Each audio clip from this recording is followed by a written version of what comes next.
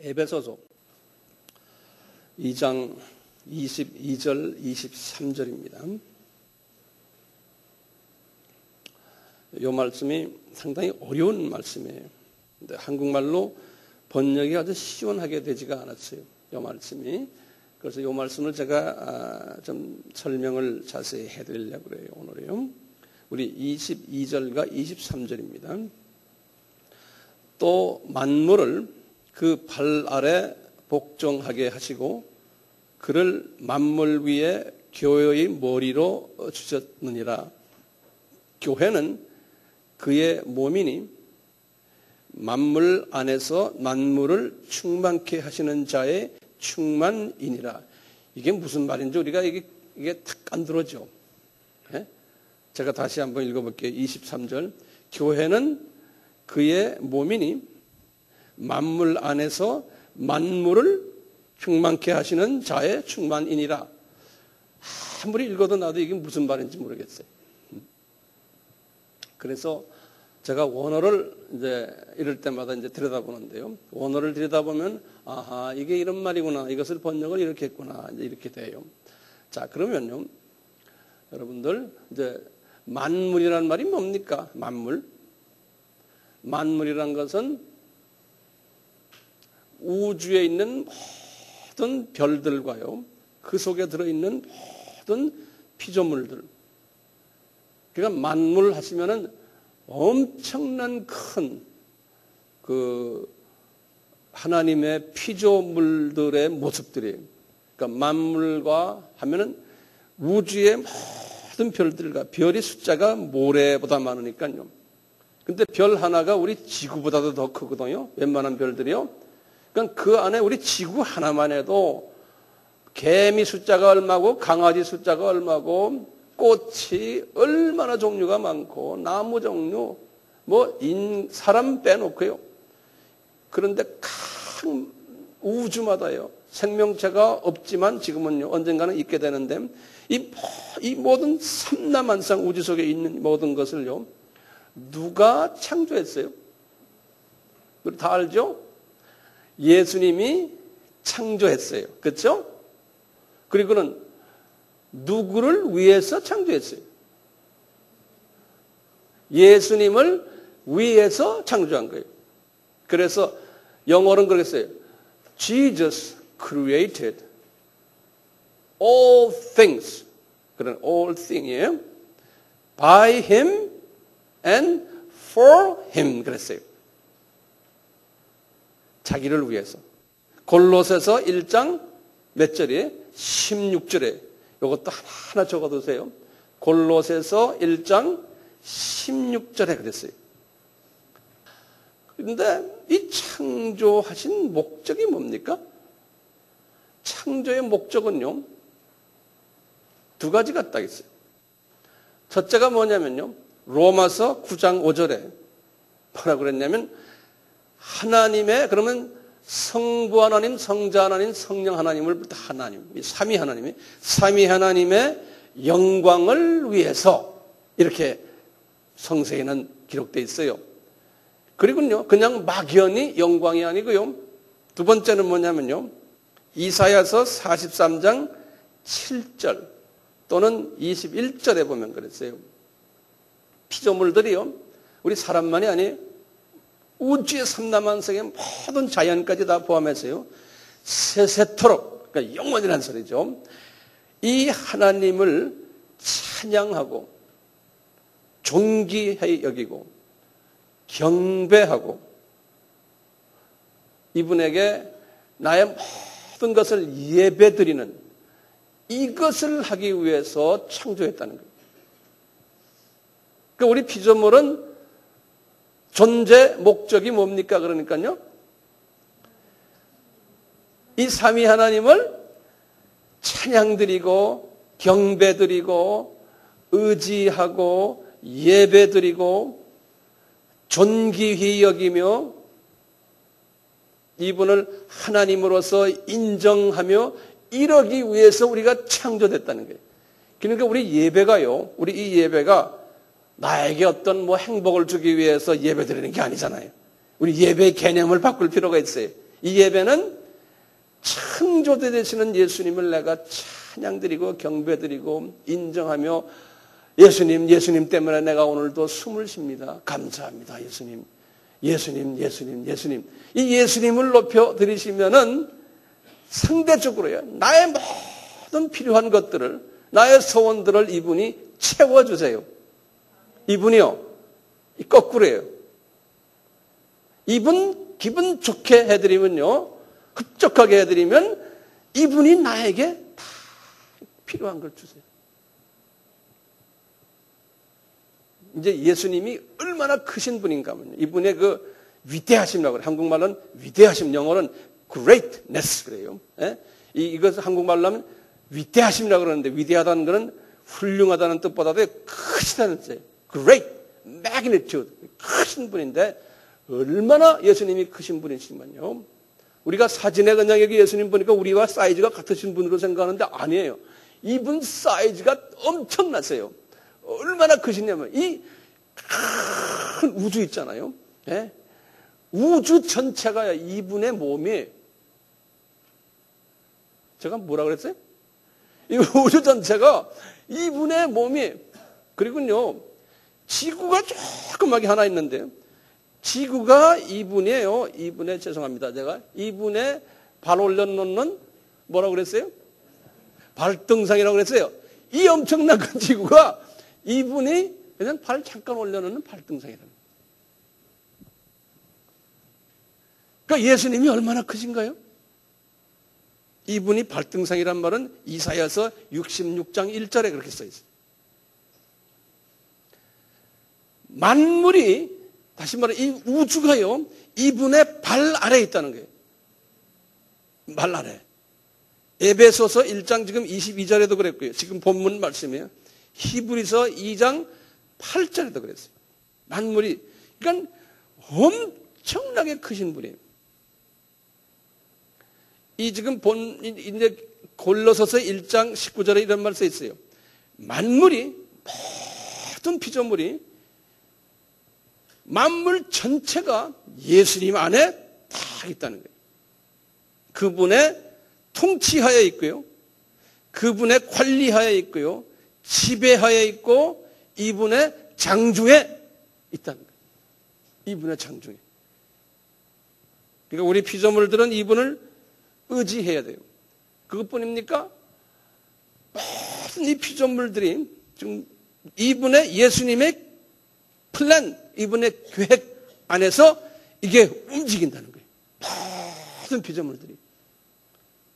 그래서 예수님께서 선지자들에게 말씀하신 말이 있어요. 사람이 마음으로 우리가 뭘 피조물들이 경영하잖아요. 그렇지만 뭐예요? 인도하시는 이는 누구라고요? 여호와 하나님. 누구예요? 예수님이라는 거예요.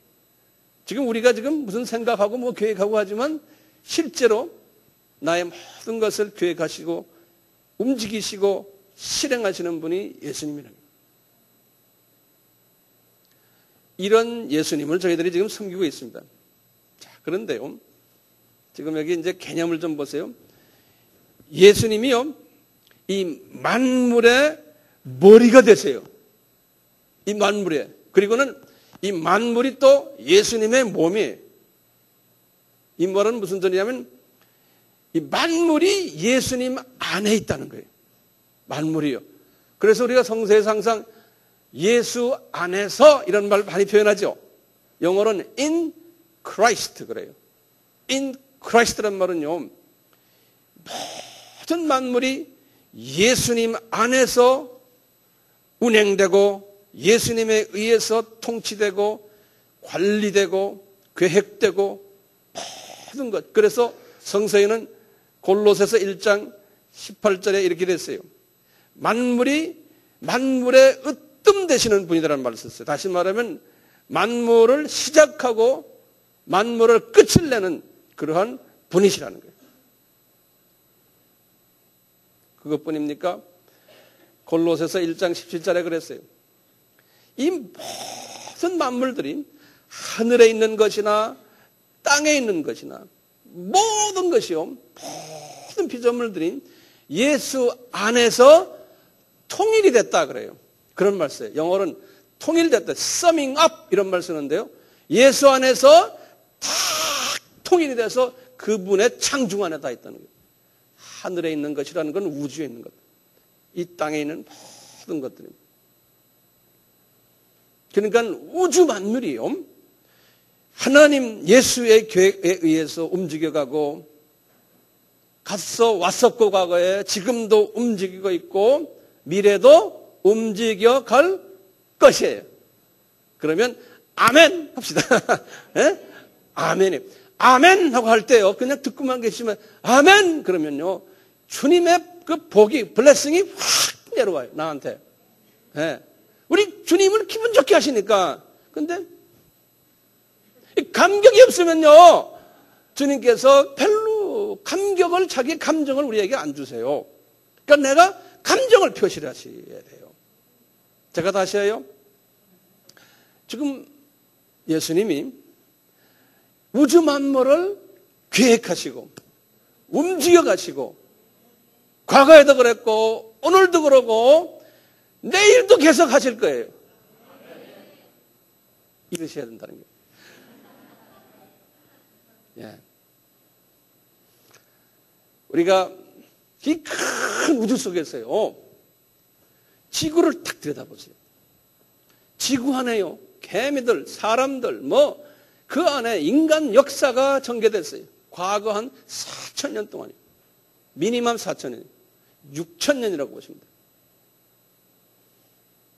그 안에서요, 이 인간들이 말이죠, 바벨론 제국도 일어나고 페르시아 제국도 일어나고, 예? 히랍 제국도 일어나고, 알렉산더 대왕이 일어나서 폼제국 말이죠, 로마 제국이 일어나고, 나중에 로마 제국 다음에 이제 주후로 들어와서 말이죠, 독일 제국이 일어났어요. 게르만 제국이.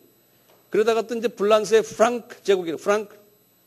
그 다음에 좀 있다가 또 이슬람이 유럽을, 이 세계를 점령하고, 그러다가 또 스페인이 이제 지금부터 한 500년 전부터 이 배를 타고 남미도 가고, 포르투갈도 똑같이 그러고, 그러다가 나중에 오토만 제국이 일어나서 한 500년 동안 또 유럽 쪽내, 저쪽 중동을 다 지고 있었어요.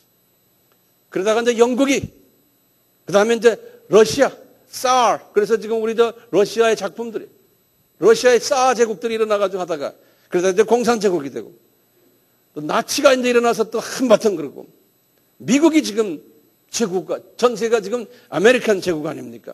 앞으로는 중국이 자기네가 또 하겠다는 거예요. 일본도 마찬가지고. 이 모든 인간의 역사들이 말이죠, 우리 눈으로 보면 대단한 것 같은데, 하나님의 눈으로 딱 보면, 우리 예수님의 눈으로 보면은 예수님의 장중 안에 다. 그래서 다니엘에게도 보여주셨고, 주님께서 많은 계시록에도 그러는 거예요. 이제 마지막 때가 되면 어떤 제국이 일어나느냐? 옛 로마 제국이 다시 이렇게 하나가 된다는 거예요. 그 이유가 지금 하고 있지 않습니까? 이유가요. 그러니까 인간의 이 모든 역사들이요, 이미 예수님께서 계획하시고 그것을 다 이뤄나가면서 지금도 그것이 지금 진행 중인 거예요.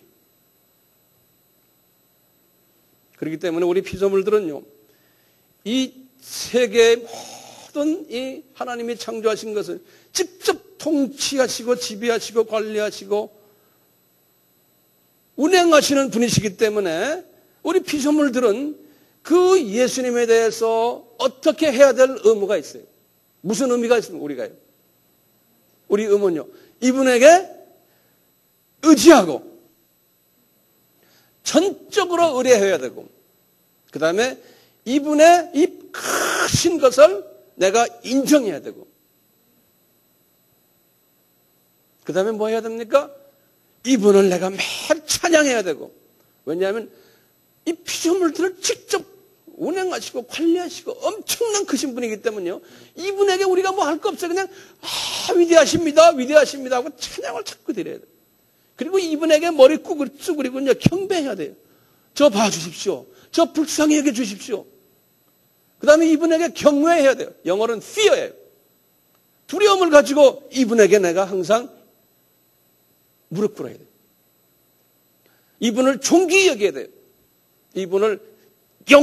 이분에게 영광을 더 찬양을 드리고, 이분의 높으심을 항상 우리가 마음으로 행동으로 자연이 그렇게 하고 있어요. 시편 148편 제가 2주 전에 우리 금요기도회에서 제가 말씀드렸죠. 모든 자연도 이렇게 예수님께 그렇게 하고 있다는 거예요. 시편 148편에 보면 나와요. 자, 그러면 이제 스케일을 우리가 좀 줄여가지고요. 이 지구를 딱 보는 거예요. 지구 안에. 다른 별들은 볼 필요 없어요. 이제 스케일을 줄여서 이 지구를 딱 보시면 지구 안에요. 누가 가장 이 예수님께 찬양드리고 경배드리고 경외드리고 예배드리고 존귀 여기고 영광 드려야 됩니까? 이 지구 안에서 누가요? 예? 누구의 것을 가장 받기를 원하세요? 예수님이. 요 지구 안에요. 하나님이 인간으로 오셔서 피를 흘려서 피로 사신 자기 백성이 있어요. 요 지구 안에. 예? You and me.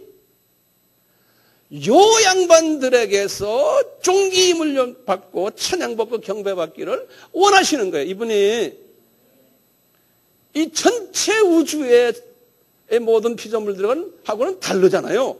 우리는 특별히 예수님이 피를 흘렸어요. 대가를 지불하시고 자기의 백성으로 만든 소수의 피조물들이에요. 요 사람들에게서 예수님께서요 찬양 받으시길 원하시는 거예요. 요 사람들에게서요. 자, 요런 사람이 모여있는 두세 사람이 모여도 요런 사람이 한 사람만 있어도 그걸 뭐라고 부르냐면 교회라고 불러요. 그것을 에클레시아라고 그래요. 에클레시아. 에클레시아 그래요. 헬라말로.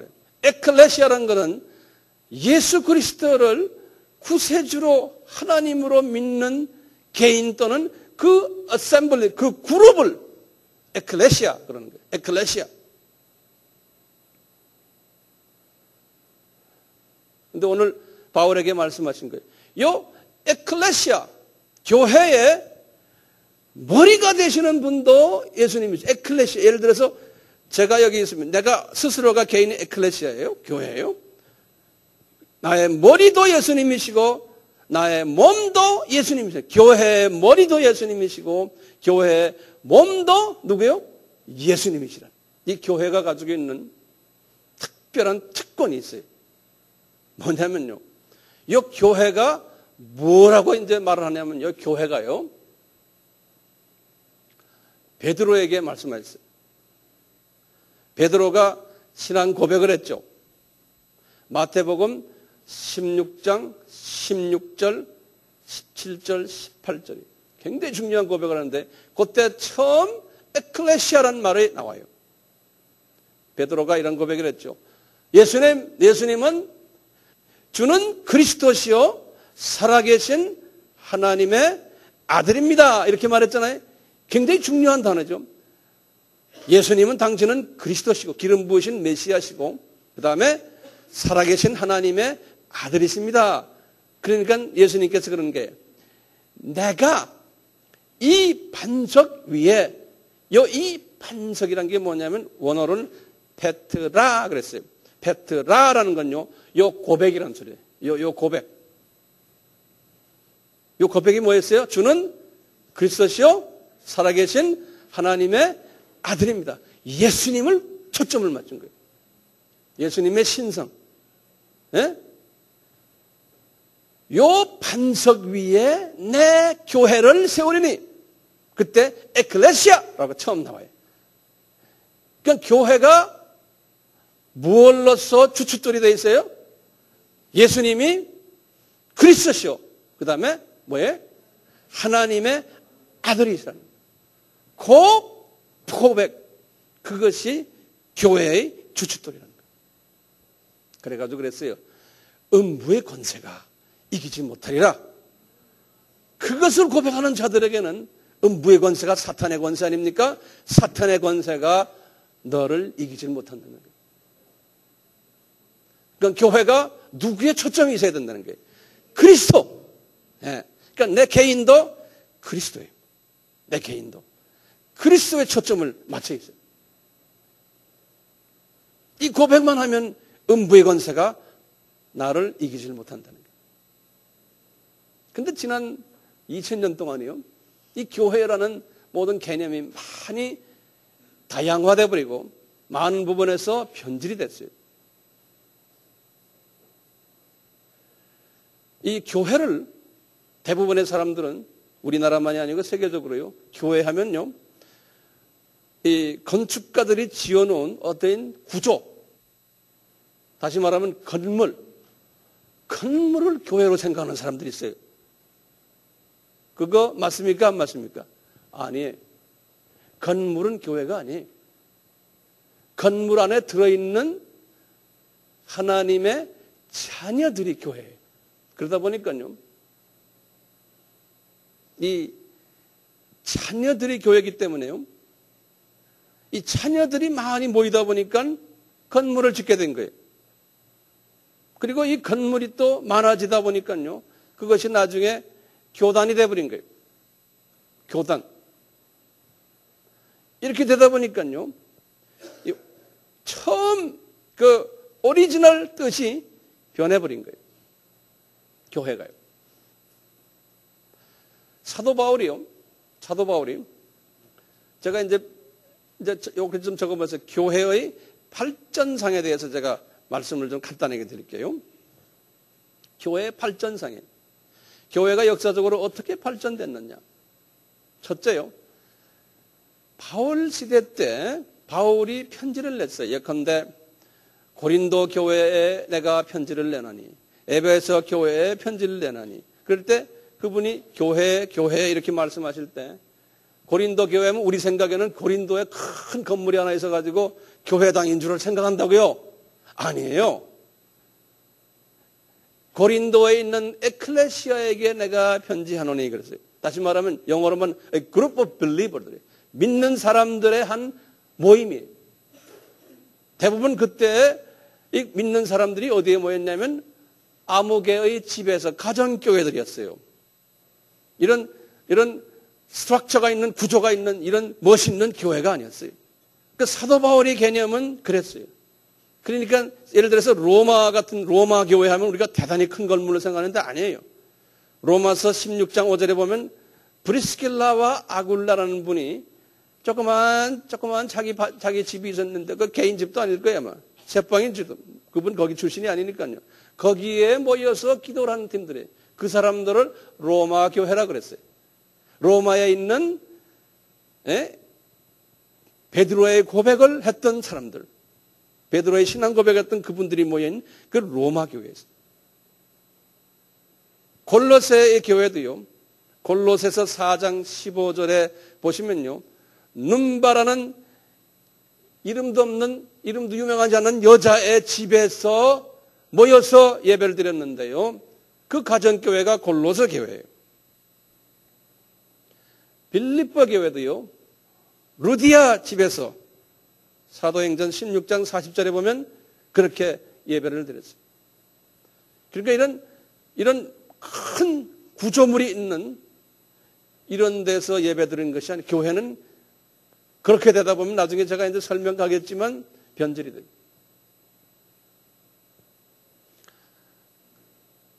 처음 한 300년 가까이는요, 예수님 이후에요, 소위 카타콤 처치라고 그랬어요. 카타콤 교회라고 그러죠. 어떤 교회가 건물 중심이 아니었고요, 사람 중심이었어요.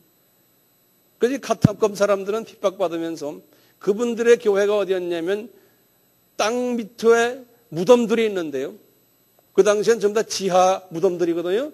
그 무덤 그 안에서 예배를 드렸어요. 그러다가 주 한 100년, 200년, 300년 그때부터요, 이 교회가 점점점 그 제도화돼 가면서요, 5대 교구라고요, 유명한 5개의 교회가 있었어요. 그 당시에요. 주후 200년, 300년 그때요. 근데 그 교회들이 다 건물 중심인 교회가 아니었지만요, 그 5대 교구가 뭐냐면 처음에 예루살렘에 있는 그 믿음의 그룹들이 있었어요. 그래서 예루살렘 교회라 그래요. 그러니까 예루살렘 에클레시아 그러는 거죠. 그 다음에 이제 애굽의 그 북단에 아주 유명한 도시가 알렉산드리아라고 그래요. 알렉산드리아에 에클레시아가 있었어요. 그 다음에 지금 시리아 쪽에 있는 안디옥 에클레시아가 있었어요. 그리고 지금은 이스탄불이라고 그러죠. 그 옛날에는 컨스탄티노플이라고 그러거든요. 그 컨스탄티노플에 에클레시아가 있어요. 그리스 사람 중심으로. 그 다음에 지금 이탈리, 로마에 로마 에클레시아가 있었어요. 이렇게 5개였어요. 5개 어디였던가요? 처음에 예루살렘, 그 다음에 알렉산드리아, 그 다음에 안디옥, 그 다음에 컨스탄티노플. 오늘날 컨스탄티노플이 뭐라 그랬어요? 이스탄불. 그렇죠? 그 다음에 롬이에요. 근데 이분들이요, 에클레시아가 큰 건물은 아니지만 그 그룹들이 이렇게 모여서 그 안에 알렉산드리아라고 해서 한 군데가 아니고 그 도시 안에 또 조그마한 에클레시아들이 또 있는 거예요. 예. 이렇게 했는데 이 사람들이 자기네끼리요, 이 경쟁하고 정치 파워가 있고 이 안에서 이러다가 나중에 로마가 가장 강한 정치적인 군사적인 세력이기 때문에 이 로마 교회가 이 나머지 교회들을 지배하려고 드는 거예요. 나머지 에클레시아들을. 그러니까 힘으로 지배하는 게, 이 믿음으로 지배하는 게 아니고요. 정치적인 파워로, 군사적인 파워로. 그러다가 이제 서로가 갈라져 버렸어요. 갈라지면서 이 로마의 에클레시아가 자기네 스스로의 교단을 만든 것이 공식적으로 첫 교황이 나온 것이 590년이에요. 590년. 그리고 그 전에 이미 이 교회들이 소위 감독 제도를 만들어 가지고, 영어로는 비숍이라고 그러죠. 감독을 만들어서 교회가 이 계급화되기 시작하는 거예요. 이 로마 교회는 제일 높은 감독이 누굽니까? 교황이 되고. 그래서 교황이 이 정치 파워가 있으니까요, 임금님들을 다 자기 손아귀에 다 둬버렸어요. 그래서 임금님까지 자기가 다 임명을 하고, 교회가 말이죠, 에클레시아가 정치화되고 세속화되고, 물질 만능화 되어버린 거예요. 이 변질이 되어버린 거예요. 교회가. 이런 과정 속에서 다른 그 교회도 알렉산드리아 교회, 그 사람들도 이제 처음에는 여기 이제 교구화가 된 거예요. 두 번째 이제 역사적으로 제일 처음에 제가 뭐라 그랬죠? 처음엔 가정교회화 했다가 두 번째는 교구화가 된 거예요. 그래서 이렇게 5교구가 있고 이렇게 된 거예요. 세 번째는 교구화가 더 발전돼 가지고요, 이제는 교단화 돼버린 거예요. 영어로는 denomination, 교단화. 그래서 주 한 500년 정도 됐을 때는 이미 알렉산드리아 교회는요, 알렉산드리아 애굽에 있는 교회는 애굽 정교회가 돼버린 거예요. 그리고 안디옥에 있는 교회도 안디옥 정교회가 되고요. 에티오피아에 있는 교회는, 에티오피아는 마테가 개척한 교회인데 마테가요, 에티오피아 정교회가 되고 시리아 정교회가 되고, 이렇게 해서 이 정교회들이 많이 나오면서 교단화가 돼버리고, 그러면서 이제 로마 카톨릭은 로마 카톨릭대로 또 교단이 돼버리고, 한참 있다가 한 500년이 지난 후에 로마 카톨릭 안에서 또 분파가 생겨가지고요, 1054년에 히랍 사람들이, 다시 콘스탄티노플이에요. 히랍 사람들이 거기서 빠져나와 버렸어요. 그래서 히랍 정교회가 된 거예요. 그 히랍 정교회에서 또 분파로 저쪽으로 올라가서 러시아 정교회가 된 거예요. 그래서 이제 이 모든 교단들이 많이 나왔어요. 여기저기에서. 그러다가 이 로마 카톨릭이 가장 세력을 많이 크게 번지면서 그 안에 부패하니까 그 안에서 자체 정화를 위해서 종교 개혁을 한 거예요. 지금부터 500년 전에 1517년에. 그래서 성공회, 영국 성공회도 거기서 나오고, 우리 루터교도 거기서 나오고, 장로교, 침례교, 감리교, 기타 등등 많은 교단들이 거기에서 나왔어요. 지금 전 세계에 교단이 몇 개인 줄 아세요? 24,000개. 이제 우리나라 사람들은 장로교만 교단인 줄 알아요. 어떤 분들은 감리교단 자기가 속해 있는 아니에요. 몇 개라고 그랬어요? 2만 4천 개. 그러니까 이 에클레시아가요, 이 교단화돼 가지고요, 엄청난 무리를 일으키고 정말 예수 그리스도가 기뻐하지 않는 행태들을 많이 해왔었어요.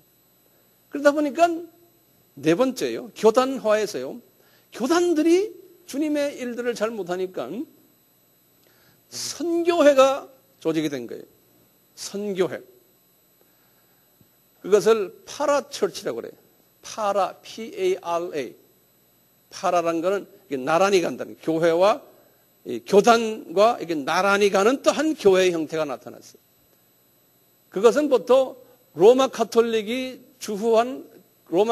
시작한 주후한 590년에 이제 교황이 생겼다는데 그 후부터 로마 카톨릭 안에서 이런 운동이 일어났어요. 이 정치와 이 모든 파워가 썩어가니까 안에서요. 그래서 이제 로마 카톨릭 안에서 일어났던 그 유명한 선교회가 있어요. 도미니크 선교회 또는 성 프란시스코, 영어로는 샌프란시스칸 오더라고 그러는데 선교회라는 뜻이에요. 그 다음에 나중에 지금부터 한 500년 전에 예수회라는 선교회, 제스윗.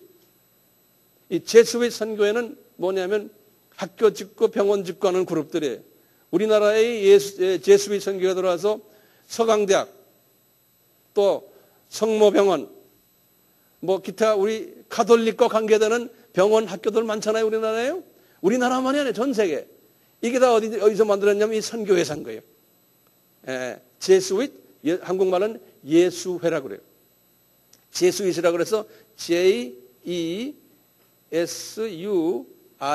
그래요. 제스윗. 그래. 액센트가 Z에 있어요. 이것 따라서 이제 개신교들도 선교회를 많이 만들어가지고 한 300년 전부터 영국 사람들 중심으로 해서 런던 미셔너리 소사이티라고 그래서 런던 선교회라고 그래서 그때부터 시작해가지고요. 이제는 선교사들을 많이 내보냈어요.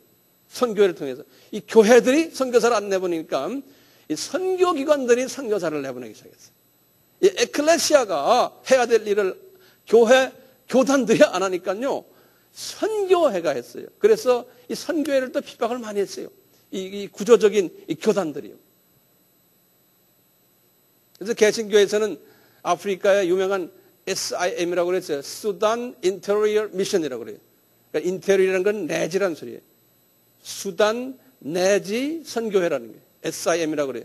그것이 지금도 옮겨가고 있어요. 한 150년 됐는데요. 그 다음에 이제 중국의 내지 선교라 해서 허슨 테일러라는 분이 들어갔잖아요. 거기 이제 OMF, 지금 그것이 OMF가 된 게 우리나라에. 우리나라만이 미국 건데요. 그게 이제 OMF, 영국에도 있고. 지금 선교단체가요, 이 구조적인 이 교단들이, 돈도 많아지고, 부동산도 많아지고, 교단들이 이 주님의 일을 잘 안 하는 틈에 이 선교기관이 많이 나타나는데, 지금 전 세계에 선교기관이 몇 개냐면요, 그것도 2만 개예요. 우리 아미도 교회지만 또 선교기관 아닙니까?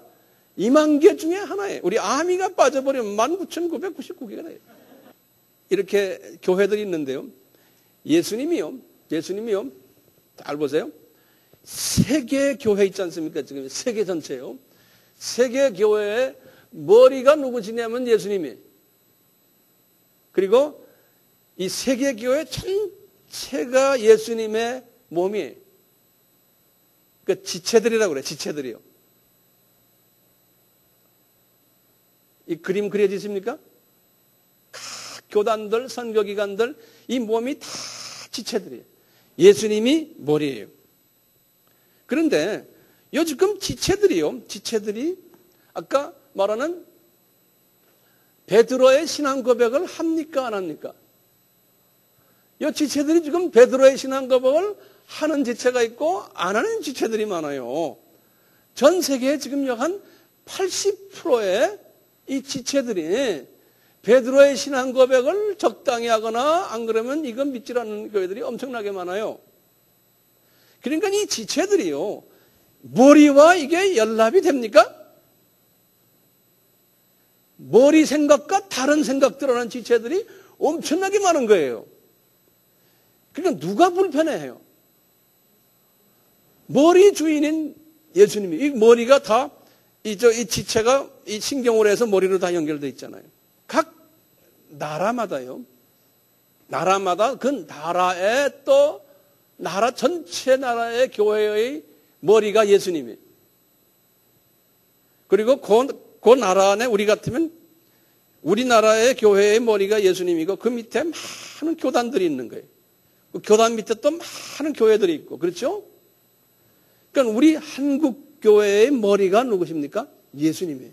근데 이 몸도 지체도 다 예수님이신데 이 지체가 하나가 안 돼 있는 거예요. 그리고 예수님의 이 베드로의 이 고백을 고백하는 그 내용이 다 다른 거예요. 지금 우리나라도 마찬가지. 근데 우리나라는 다른 나라에 비해서 그런 부분에서 많이 괜찮은 나라예요. 이 지체가요. 지체가 이 많은 지체들이 예수님의 머리가 예수님이 예를 들어서 33세면요. 이 지체들의 나이도 성숙도가 33세가 돼야지만 온전한 모습이 되잖아요.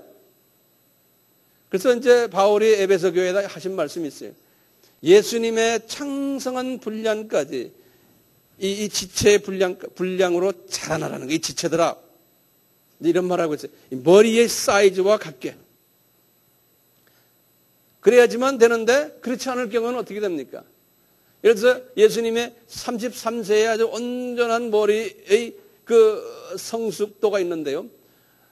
그냥 지체 중에 발가락은 2살짜리 발가락, 요 손은 3살짜리, 또 이 팔은 20살짜리, 다리는 6개월짜리, 이래서 온 몸이 소위 지체 자유자라고 그래요. 뭐예요? 예? 불균형으로 발전되는 거예요. 그러니까 주님이 보실 때 얘들아 너희들 영적으로 병났구나 이렇게 보는 거예요. 온전한 그리스도를 닮아가는 모든 지체가 그리스도를 닮아가서 그리스도의 머리의 사이즈만큼 내가 발전이 돼야 되는데 그게 안 되는 거예요. 그러니까 이것이 잘된 나라의 기독교가 주님이 사랑하는. 근데 우리나라는 그 중에서도 그래도 괜찮은 나라 중에 하나예요. 우리나라가요. 이래도요. 다른 나라에 비하면요. 요 지체 개념과 머리 개념 우리 교회에 한번 가져와 봅시다. 지금 한국 교회가 많은 그 중에 우리 아미교회도 그 중에 하나 아닙니까? 아미교회의 머리가 누굽니까? 우리 아미교회 머리도 예수님이세요. 그리고 여러분들은 지체돼요. 그렇죠? 지체인데 이 지체가 잘 밸런스를 맞춰서 자라나면 예수님의 사이즈만큼 요 지체와 요 머리를 통해서 많은 영적 자녀들이 여기서 태어나거든요. 알겠어요? 그래서 한번 여기 고린도전서 12장을 한번 봐요. 고린도 교회의 모습을 잠깐만 봐요. 요 지금부터 아주 중요한 말씀이니까 잘 들어보세요. 고린도전서 12장 12절부터 보세요. 오늘 요 개념을 잘 들어주시면 신앙생활 하는데 큰 도움이 되실 거예요. 고린도 교회가 가지고 있었던 문제, 이 지체가 서로가 연합이 되지 않는, 균형 잡히지 않는, 우리 많이 들은 이야기인데 여기서 이제 또 한번 봐요. 12절부터 봐요. 몸은 하나인데 많은 지체가 있고 몸에 지체가 많으나 한 몸같이 그리스도도 그러하니라. 우리가 유대인이나 헬라인이나 종이나 자유자나 다 한 성령으로 세례받아 한 몸이 되었고 또 다 한 성령을 마시게 하였느니라. 몸은 한 지체뿐 아니요 여럿이니 만일 발이 이르되 나는 손이 아니니 몸에 붙지 아니하였다 할지라도 이로 인하여 몸에 붙지 아니한 것이 아니요 또 귀가 이르되 나는 눈이 아니니 몸에 붙지 아니하였다 할지라도 이로 인하여 몸에 붙지 아니한 것이 아니니 만일 온몸이 눈이면 듣는 곳은 어디며 온몸이 듣는 곳이면 냄새 맡는 곳은 어디뇨 그러나 이제 하나님이 그 원하시는 대로, 하나님이 그 원하시는 대로, 굉장히 중요한 게 하나님의 원하시는 대로 뜻대로 지체를 각각 몸에 두셨으니 만일 다 한 지체뿐이면 몸은 어디뇨? 이 지체는 많으나 몸은 하나라. 눈이 손도로 내가 너를 쓸데없다 하거나 또한 머리가 발더러 내가 너를 쓸데없다 하거나 하지 못하리라. 이뿐 아니라 몸이 더 약하게 보이는 지체가 도리어 요긴하고, 여기다 줄을 그어놓으세요. 우리가 몸에 덜 귀 여기는 그것들을 더욱 귀한 것들로 입혀주며 우리의 아름답지 못한 지체는 더욱 아름다운 것을 얻고 우리의 아름다운 지체는 요구할 것이 없으니 오직 하나님의 몸을 고르게 하여, 이 밸런스를 잘 맞춘다, 고르게 하여 부족한 지체에게 종기를 더하사 몸 가운데서 분쟁이 없고 오직 여러 지체가 서로 같이 하여 돌아보게 하셨느니 만일 한 지체가 고통을 받으면 모든 지체도 함께 고통을 받고 한 지체가 영광을 얻으면 모든 지체도 함께 즐거워하나니 너희는 그리스도의 몸이요 지체의 각 부분이라. 이러면서 쭉 나오는 소리들이에요. 이거 굉장히 중요한 개념이에요. 우리 교회 안에서도요, 나 같은 사람은 보이는 눈 같은 사람이에요.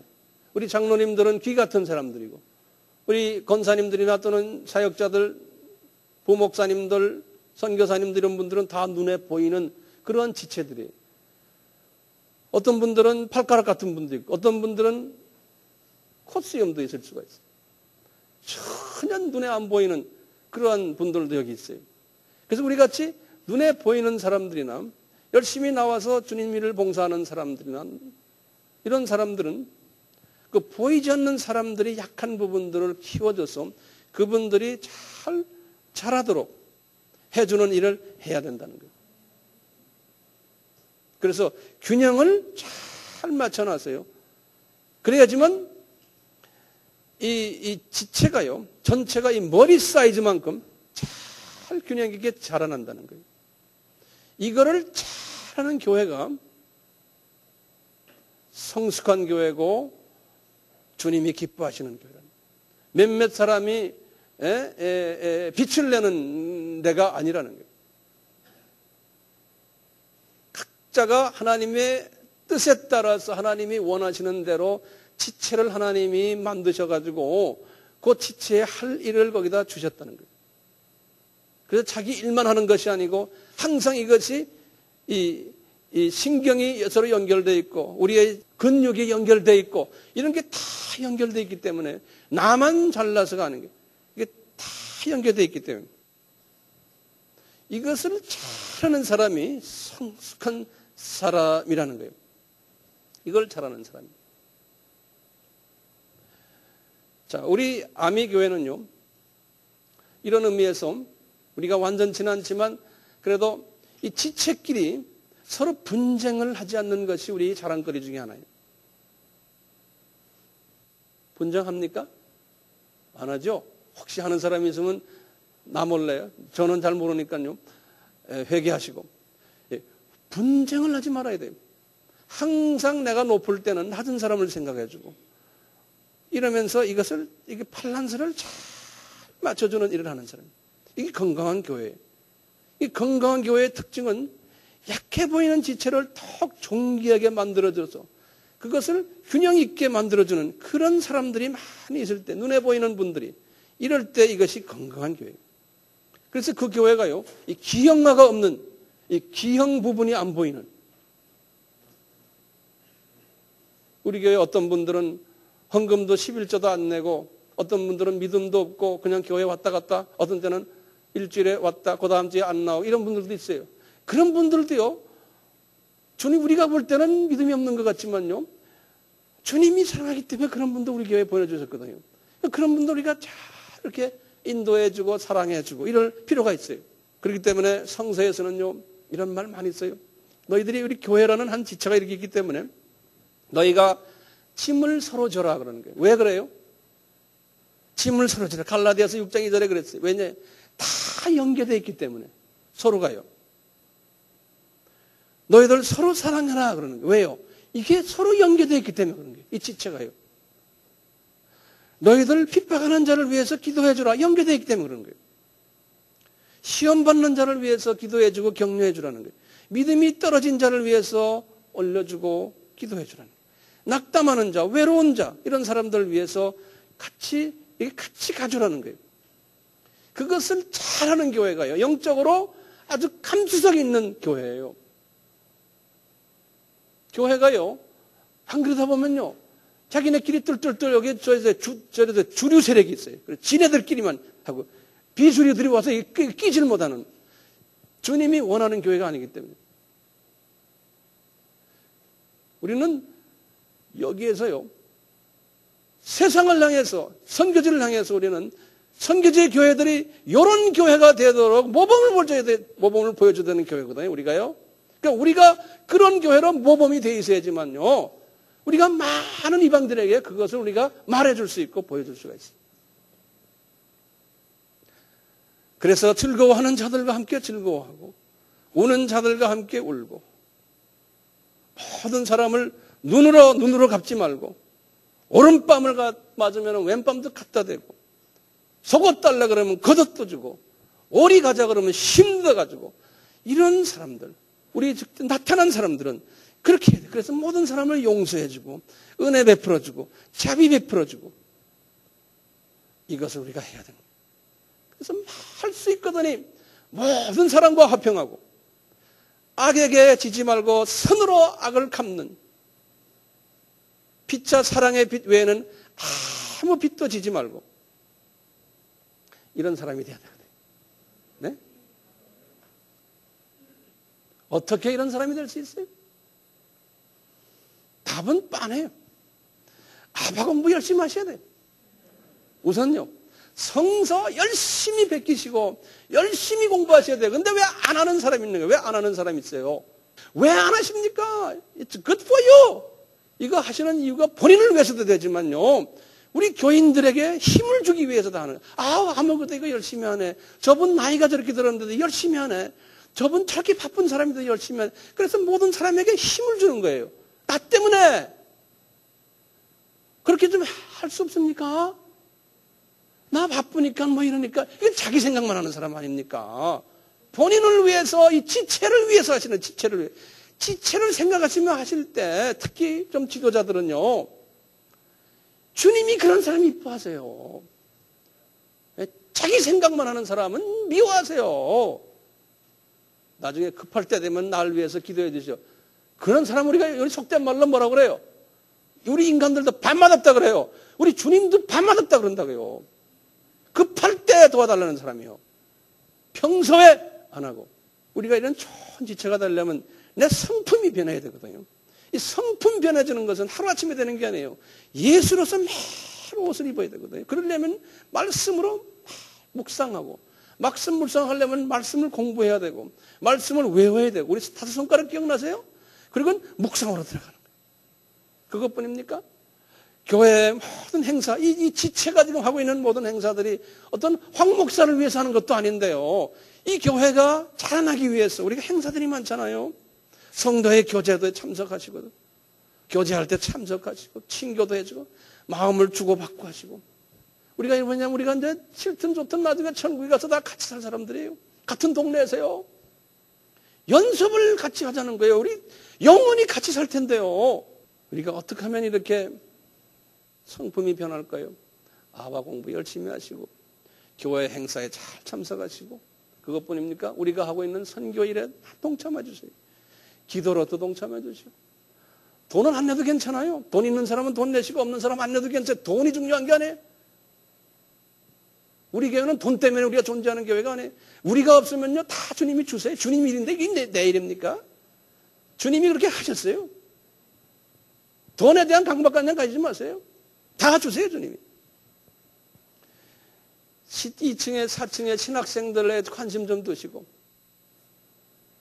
우리가 하늘의 소리에도 참석해 주시고 그분들 뭐 예배 드릴 때 와서 좀 참석해 주시고 그분들 식사도 좀 만들어 주시고 어떤 데 먹을 거 좀 들고 와서 그분들 좀 이렇게 나눠 주시고 이런 마인드를 가지시는 거예요. 이런 마인드를요. 이게 우리 몸이 자라나는 거예요. 우리가 가진 우리 주님이 우리를 향해서 만들어 놓은 우리 지체가 있잖아요. 이 지체가 그래서 잘 밸런스 있게 자라나는 거예요. 이걸 위해서 우리가 또 뚜레스티아스까지 지금 주님이 주셨잖아요. 뚜레스티아스도 다 거기에 한 부분이에요.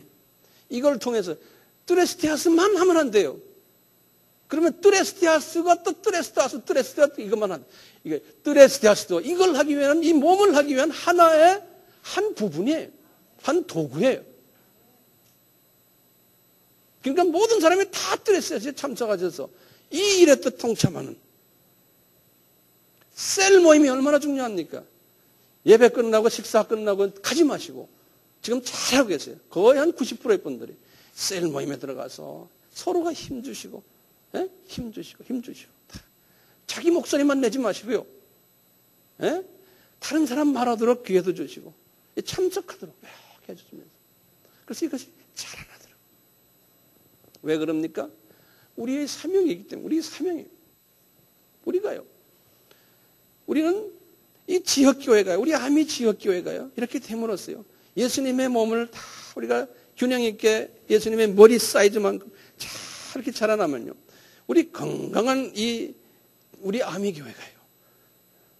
우리 한국 교회에도 도움이 되고 그런 모습을 보여줄 때, 그 다음에 이제 우리는 국제교회, 이 세계 교회에 우리가 우리의 모습을 보여줘야 돼요. 그러면 우리가 그런 모습을 가진 우리 경험한 것을 우리가 가서 이렇게 보여주면은 저는 가서 말씀으로 보여주고 여러분들은 또 이렇게 가서 또 모습을 보여주고 우리의 영성이 그쪽으로 흘러나가는 거예요. 그래서 우리는 조그마한 수지에 있는 조그마한 교회지만 저희 교회의 교구가 세계가 우리 교회. 이 예수님의 머리가 이 세계 사이즈의 머리에다 이 바디가 세계 사이즈의 바디를 이 바디를 지체를 우리는 섬기는 그러한 조그마한 지체들이 우리가요. 근데 이게 영적으로 보면 큰 지체인 거예요. 과거 10년 동안에 우리 여기 신학생들 졸업생만 한 80명이 됐어요. 뒤에서 많은 사람들이 기도와 물질과 마음과 정성과 시간을 들여서 그 80명들 졸업해서 지금 전 세계에 퍼져가지고요. 우리가 지금 셀 수 없는 사람들, 많은 사람들에게 예수 그리스도를 전하고 있어요. 그리고 우리가 그 희생했던 모습을 저들이 받아가지고 그 저분들이 그것을 또 많은 사람들에게 지금 나눠주고 있어요. 지금 암이라는 이름이 중요한 게 아니에요. 우리가 이 암이라는 하나의 이 공동체를 통해서요. 현재 중국에만 지금 저희들이요. 600명에서 한 1000여 명의 지금 가정교회 지도자들이 우리와 영적으로 연계돼서 지금 우리의 훈련을 받고 있어요. 미얀마만요. 거기에 목사님들과 지역교회 지도자들이 약 한 1500명이 직접 간접으로 우리와 지금 연계돼서 우리와 지금 이렇게 같은 지체를 이루고 있어요. 케냐만 한 300명이 돼요. 에티오피아도 한 300명 돼요. 네팔만 지금 300명이 돼요. 네팔에 지금 책만 지금 5만 권이 나가 있어요. 필리핀에도 지금 300명이. 중동에도 지금 한 300명 돼요. 인도도 지금 30명이 신학생이지만 인도에 지금 초중고등학교 학생이 지금 800명이 있어요. 전부 힌두 사람들이에요. 그런데 우리가 지금 투자하고 있어요. 홍 목사님 나가서 지금 캄보디아에 지금 거기 한 200여 명의 지금 우리가 섬기는 사람들이 있어요. 합하면요 4,000명이 넘어요. 이 명수가 중요한 게 아니에요. 그만큼 우리가요 해야 할 일이 많은 거예요. 우리 교회를 통해서. 그러려면 우리 교회가 아주 깨끗한 예수님을 닮아간 지체들이 되어야 되잖아요. 우리가 이 지체가 되지 않으면요 열매를 맺을 수가 없는 거예요. 우리가 추레시대아스를 왜 합니까? 지금 한국에 추레시대아스 하는 데가요 70개나 있어요. 왜 또 우리 합니까? 우리는 비전이 달라요. 우리는 이 추레시대아스를요 해가지고요 이것을 다른 나라에다가 심으려고 그러는 거예요. 그 다른 나라에 추레시대아스를 통해서 많은 교인들이 깨진 사람들, 이게 균형이 안 잡힌 교회에 가서요 그 사람들 지도자들 거기 있는 교인들이 잘 균형 잡도록 도와주는 이 지체가요 서로 다투고 싸움하고 밉고 하는 사람들에게 조금이라도 우리가 그 지체가 좀 이렇게 좀 잘 정돈될 수 있는 그러한 일을 저희들이 하고 싶어서 그러는 거예요. 그러니까 우리는요 우리 교회의 예산의 대부분이요 전부 이 일에 우리가 투자하는 거예요. 여러분들이 내는 헌금이요. 쓸데없이 딴 데 쓰는 데가 아무도 없어요. 저는 우리 교회 헌금 가지고요. 스태프들이 밥 사 먹는 거 못하게. 교회 뭐 성가대들, 무슨 선거 이 팀들 뭐 식사하는데 교회 예산 택도 없어요. 교회 돈 못 건드리게 해요. 여러분들 낸 돈은요. 그 돈을 우리가 세이브해가지고 어떻게든지 이 지체가 살아나는 여기에 우리가 투자하는 거예요. 우리 지체가 아니에요. 우리만 아니고 저쪽에다 우리가 투자를 더 하는 거예요. 저 지체들이 살아나도록. 왜냐하면 그러면 우리가 천국에 가면요. 이 세계 지체가 이렇게 잘 자라게 만드는데 중요한 일을 저놈들이 했구나 하고는 가서 목에다 힘 딱 주고 천국에 가서 있을 수 있잖아요. 예? 우린 비전이 그거 아닙니까? 내 교회의 성장, 내 교회 어쩌고 저쩌고 아니 그건 해야 돼요. 하지만 목적이 다른 거예요. 그렇기 때문에 우리는요. 이 일을 위해서 우리 비전과 동력하는 분들이 우리 교회는 아니지만 타교회 분들, 타교회 목사님들 이런 분들이 우리에게 헌금도 보내주시고 와서 협조도 해주시고 이렇게 해서요. 많은 사람들이요. 우리의 동력자들이 외부에 지금 많아요. 이분들은 이름도 안 내요. 저는 어떤 때는 누군지도 몰라요. 우리가 소문내는 것도 아니잖아요. 이것은 영적인 싸움이기 때문에 게릴라 작전이에요. 절대로 소문내면서요. 신문지상에 광고 내고 뭐 찌라시 뿌리고 뭐 뿌리고 이래서 되는 게 아니잖아요. 우리가 뭐 이거 한 걸 전부 다 신문 내려면 끝이 없어요. 대서 특별히 해야 돼요. 그럴 필요가 없잖아요. 주님이 알아서 다 하시는데 예수님에게만 우리가 인정받으면 되잖아요. 네? 예수님에게만.